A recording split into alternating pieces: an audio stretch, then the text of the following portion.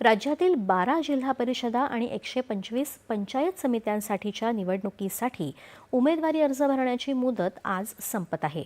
उद्या म्हणजे 22 जानेवारीला अर्जांची छाननी होईल, तर 27 जानेवारीपर्यंत अर्ज मागे घेता येतील। 27 जानेवारीलाच अंतिम उमेदवार यादी आणि चिन्ह वाटप करण्यात येईल। 5 फेब्रुवारी रोजी मतदान होणार आहे। प्रत्येक मतदाराला जिल्हा परिषदेसाठी 1 आणि पंचायत समितीसाठी 1 अशी 2 मतं द्यावी लागणार आहेत। पुणे जिल्हा परिषदेच्या 73 गटांसाठी सुमारे 940 अर्जांची विक्री झाली आहे। दौंड तालुक्यात सर्वाधिक अर्जांची विक्री झाली असून जिल्हा परिषद गटांसाठी 130 अर्जांची विक्री झाली आहे। पुणे जिल्हा परिषदेत भाजप विरुद्ध दोन्ही राष्ट्रवादी असा मुख्य सामना रंगणार असून काँग्रेस आणि इतर छोटे पक्ष निर्णायक भूमिका बजावू शकतात।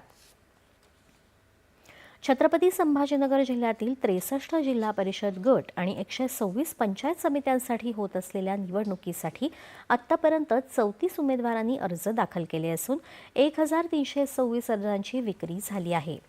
या निवडणुकीसाठी शिवसेना उद्धव बाळासाहेब ठाकरे गट, वंचित बहुजन आघाडी आणि काँग्रेस पक्षात युतीसाठी चर्चा सुरू असल्याचं अंबादास दानवे यांनी काल सांगितलं। कोल्हापूर जिल्ह्यातले हातकणंगले तालुक्यामध्ये काल जिल्हा परिषद मतदारसंघासाठी 17 तर पंचायत समितीसाठी 16 अर्ज दाखल झाले आहेत।